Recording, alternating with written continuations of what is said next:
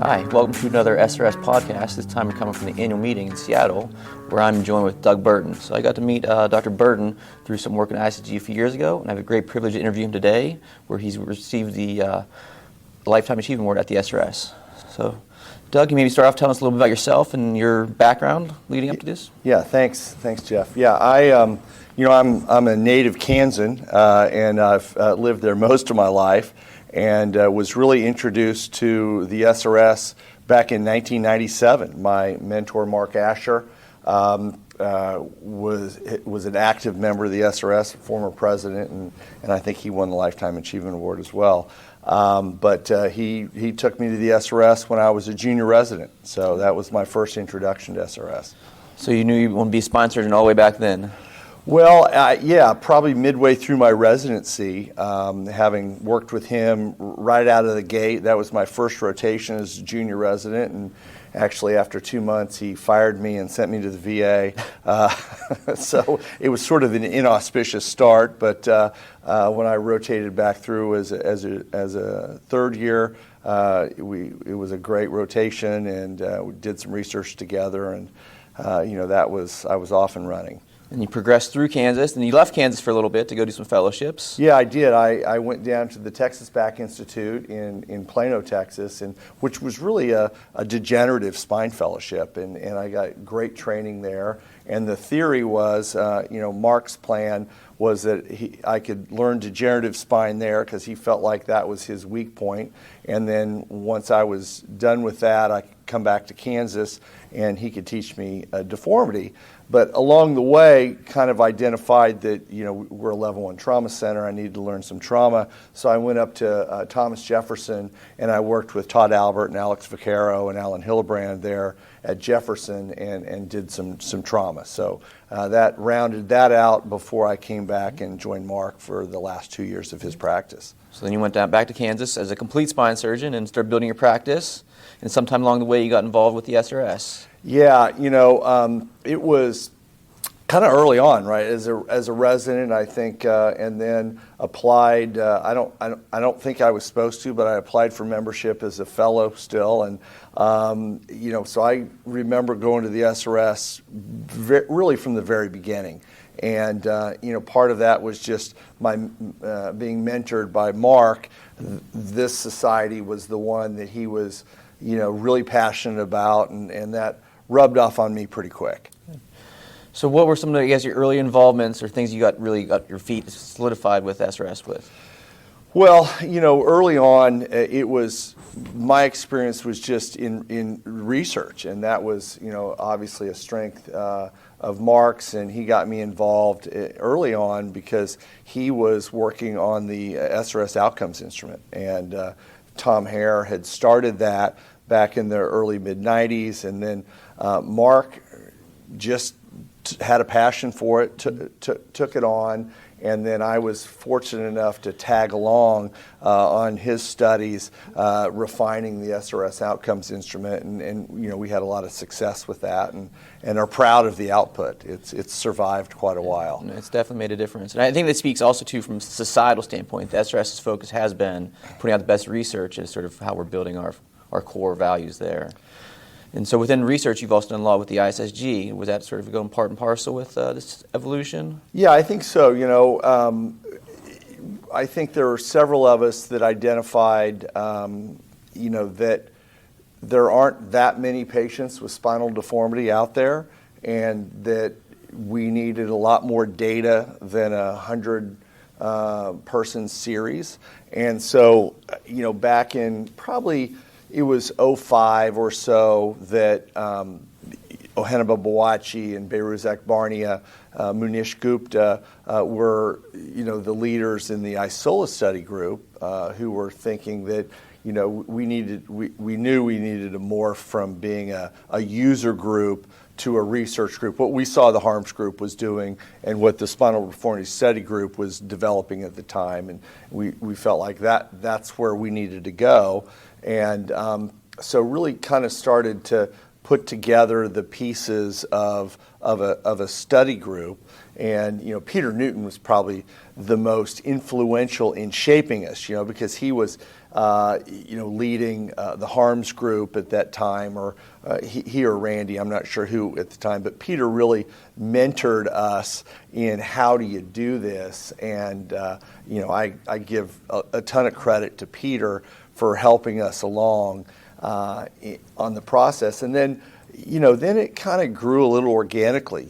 People came on that had no affiliation with the Isola study group, but as we started to gear our focus towards adult deformity, because we felt like that was probably where we could make an impact, and we added folks like Frank Schwab and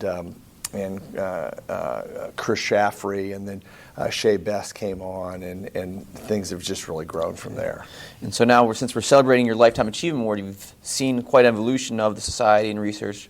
Any prediction or guesses where things are going to be going forward in the next 20-some years? Oh, gosh. I think that we're certainly headed towards, we're already in the era of big data. That's kind of what we saw where we needed to get to, is we needed big data. And now the evolution of that is going to be, more of an AI piece. And, where I think things are going to ultimately end is by integrating the data with AI with our surgeries. We're seeing that already with robotics.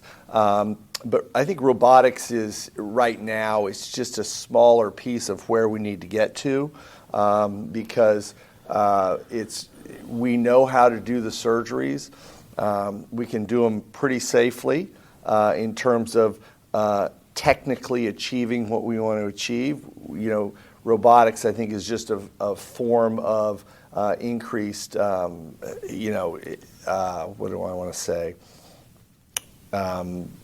Imaging. Robotics is just really advanced imaging. Mm-hmm. It's helping us place things more safely. But in terms of planning and picking, choosing the right patient, I think that we need to get better at that at a personalized level. Executing all this productive research we've had. So. Exactly. Putting all that together. Well, very good. Time's running up here. I want to let you get back to the meeting. Congratulations again on your Lifetime Achievement Award. You're in Seattle enjoying the great city with your family, so I'm sure they're going to have some fun tonight, okay? Absolutely. Thank you so much. I appreciate it. Welcome, everyone, to this edition of the SRS podcast. To all those members who have had the pleasure of being here, and to those of you at home, we have really a world-renowned spine surgeon here with us today, the recipient of the Walter P. Blount Award, and we're going to be discussing his journey and philosophy and how he got here.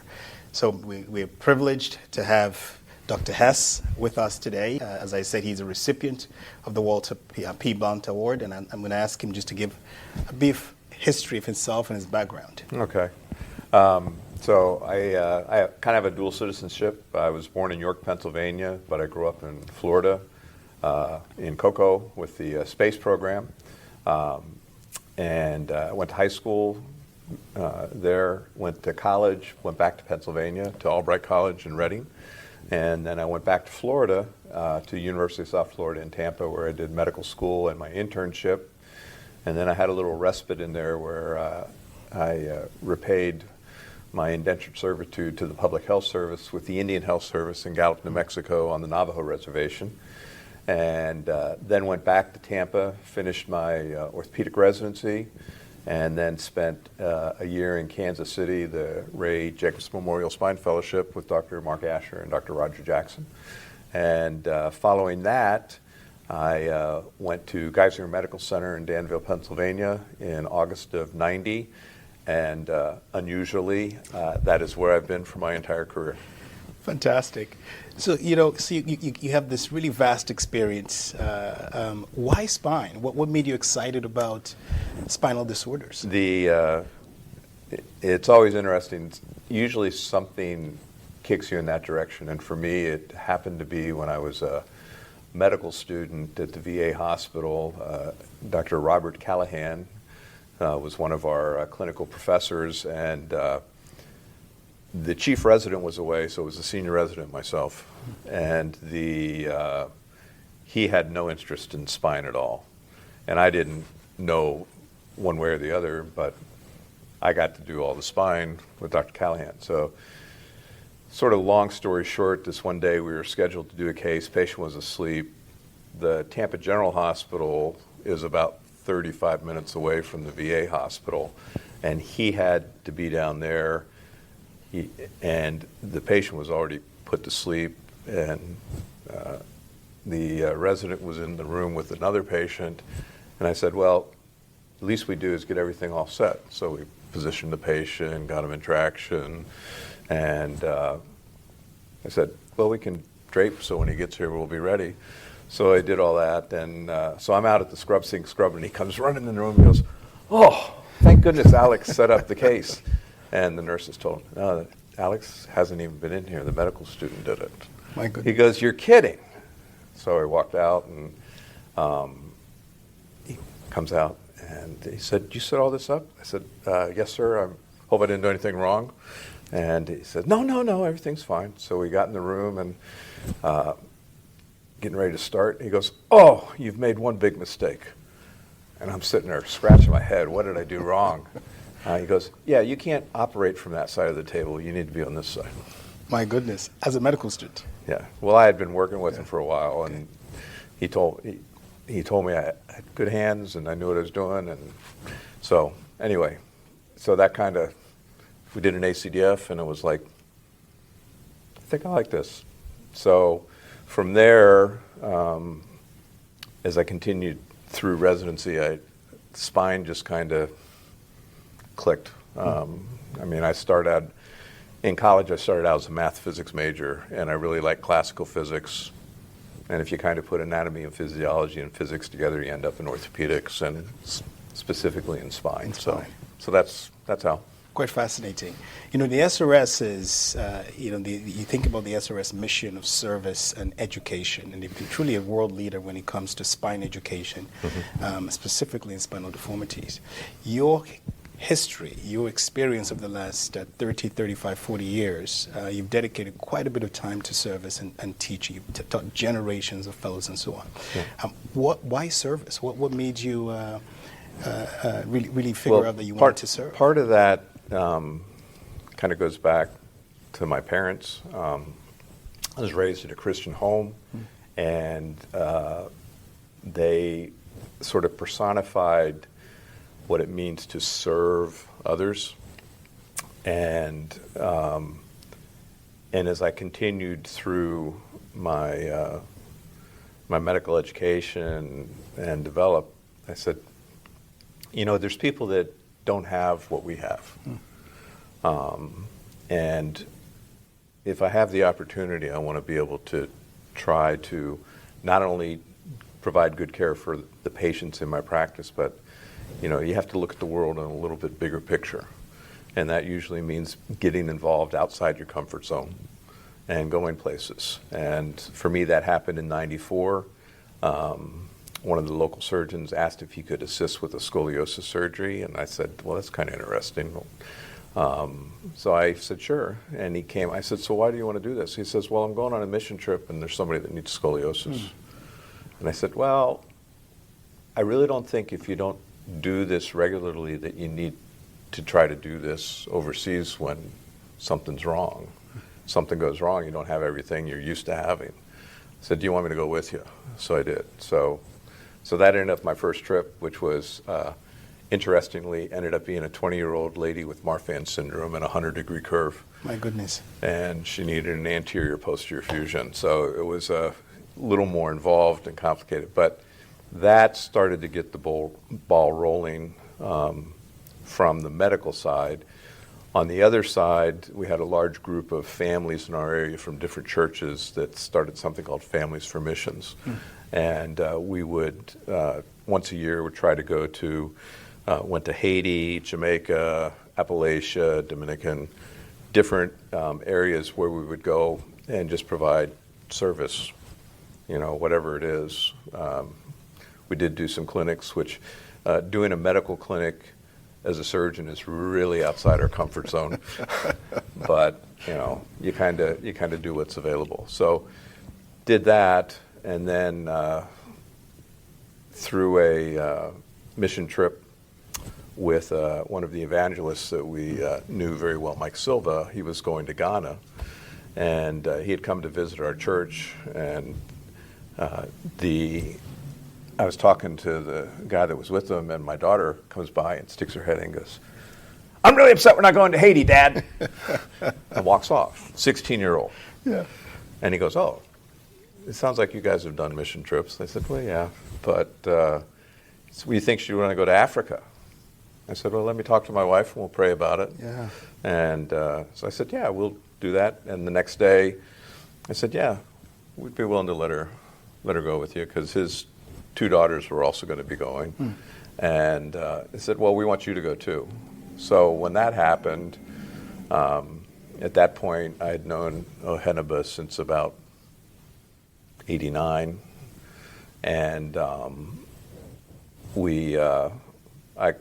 flights were Tuesday, Thursday, and Saturday.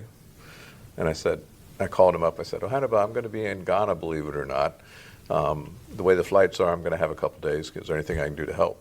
And he called me that night and said, "Yeah, I want you to come a week early. We need another surgeon for a trip." My goodness. And that's how I got involved with Focus. And you've gone back several years. In fact, his lecture, it was a picture of you on one of his slides. Yeah, I went. So that was in April of 2002, and up until COVID, I went at least once a year, sometimes twice a year, and one time I think I went 3 times. Goodness. What's sort of palpable listening to you is the role that faith plays in your life. Yes. And it actually permeates almost everything that you do, from mission work to your clinical care to how you lead. You mind expanding on that, where faith sits in all that you do? Well, I think everybody needs to find where their balance in life comes from. And for me, that's having a relationship with Jesus Christ.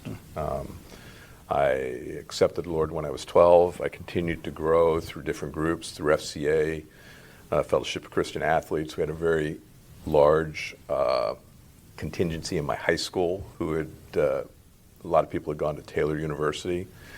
So they really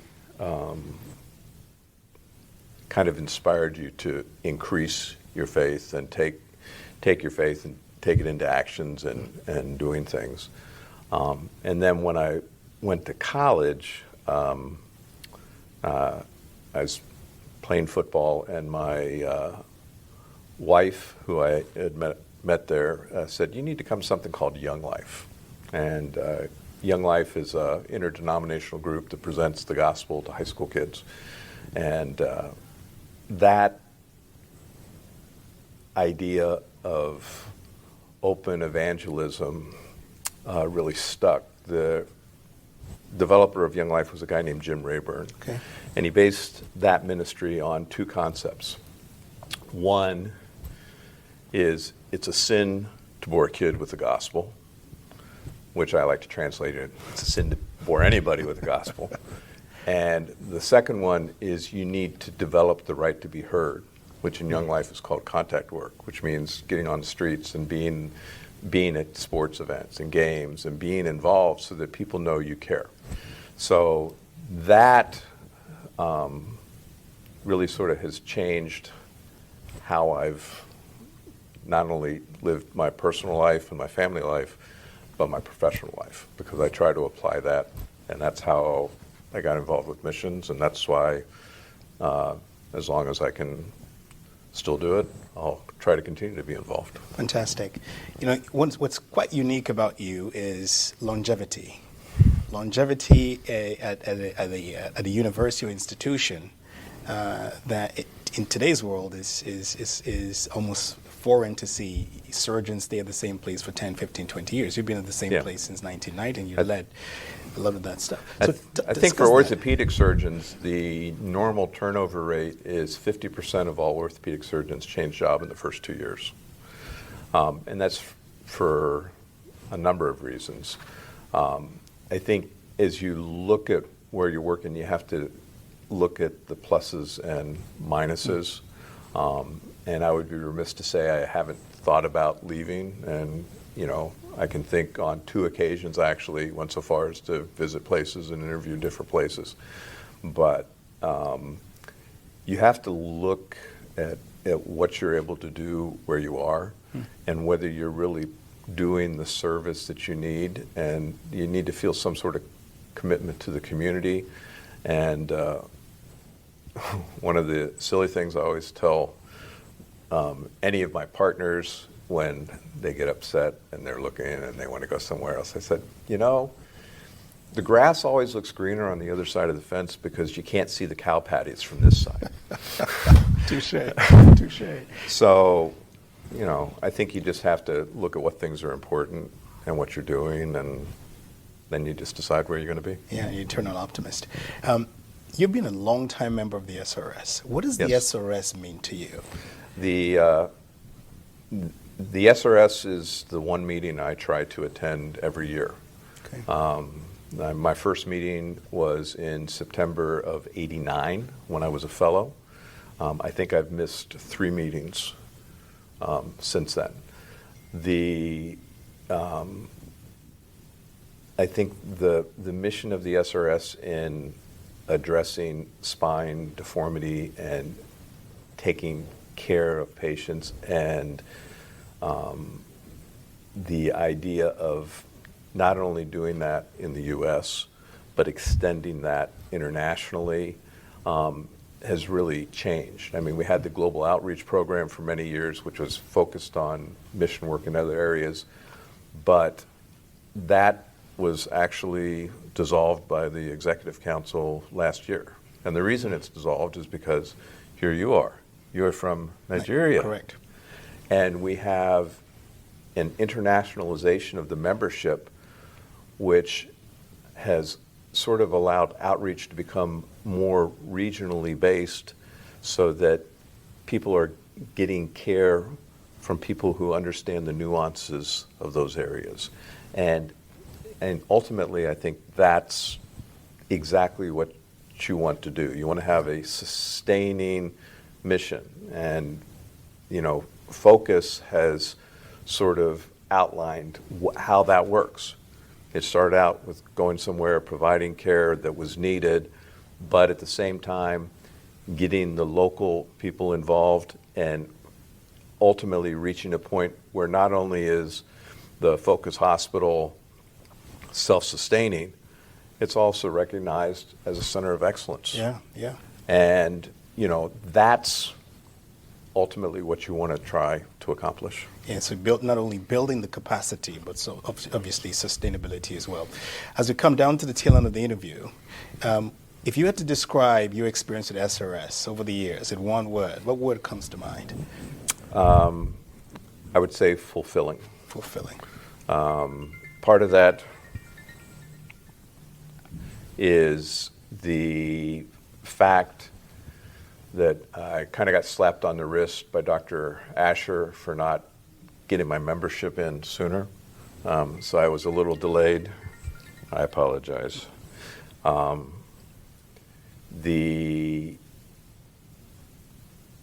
I joined in '99, but I finished my fellowship in '90.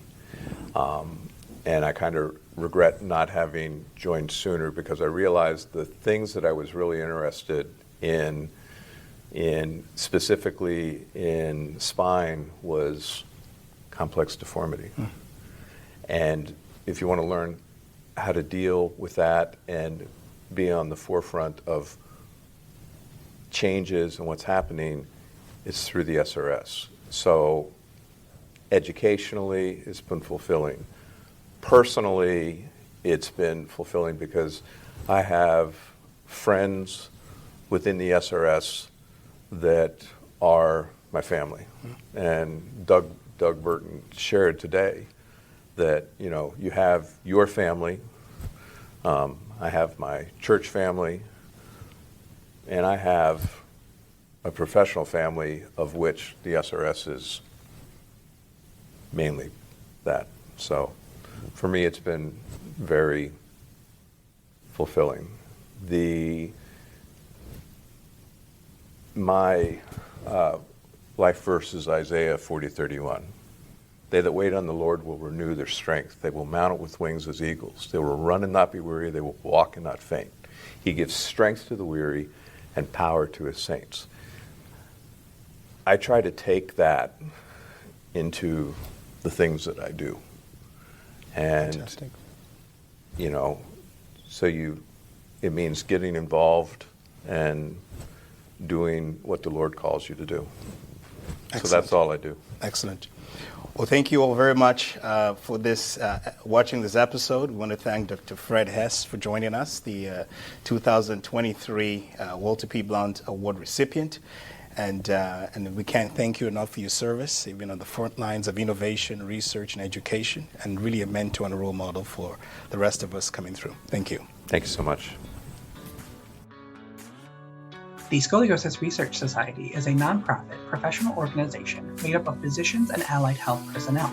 Their primary focus is on providing continuing medical education for healthcare professionals and on funding and supporting research in spinal deformities. Please visit srs.org for further information.